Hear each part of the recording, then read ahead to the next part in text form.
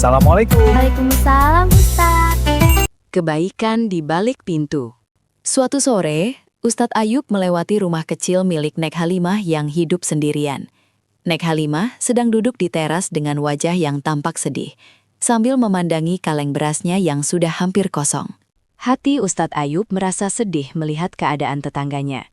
Ia teringat akan sebuah pesan indah tentang sedekah yang paling utama, yaitu memberikan bantuan tanpa perlu diketahui oleh orang lain, seperti tangan kanan yang memberi tanpa diketahui oleh tangan kiri.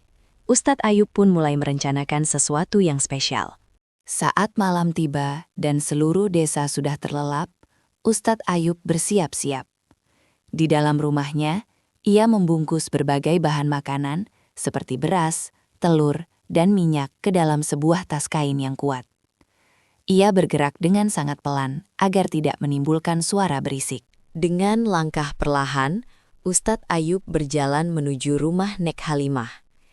Ia memastikan tidak ada seorang pun yang melihatnya. Sesampainya di sana, ia meletakkan tas kain berisi makanan itu tepat di depan pintu rumah Nek Halimah dengan sangat hati-hati. Tanpa disadari oleh Ustadz Ayub, di seberang jalan, Zaki sedang terbangun karena ingin minum.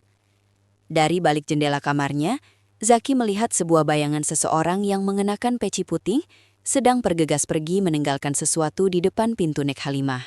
Keesokan paginya, Nek Halimah membuka pintunya dan terkejut melihat sebuah tas besar berisi bahan makanan. Ia menoleh ke kanan dan ke kiri, namun jalanan tampak sepi. Air mata bahagia menetes di pipinya saat ia mengangkat tas itu masuk ke dalam rumahnya, sambil mengucap syukur. Siangnya, Zaki bertemu dengan Ustadz Ayub di masjid. Zaki merasa sangat penasaran dan menghampiri sang Ustadz. Ustadz Ayub, tadi malam aku melihat bayangan seperti Ustadz di depan rumah Nek Halimah. Apakah itu Ustadz yang memberikan makanan? Tanya Zaki dengan suara berbisik. Ustadz Ayub tersenyum lembut dan berkata, Zaki, kebaikan itu seperti benih yang ditanam di dalam tanah. Ia tidak perlu pamer untuk tumbuh menjadi pohon yang besar. Memberi dengan sembunyi-sembunyi, menjaga hati kita agar tetap ikhlas hanya karena Allah. Zaki mengangguk paham dan merasa bangga memiliki guru seperti Ustadz Ayub.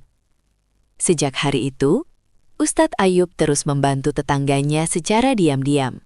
Dan Zaki pun belajar untuk melakukan kebaikan tanpa mengharap pujian dari siapapun.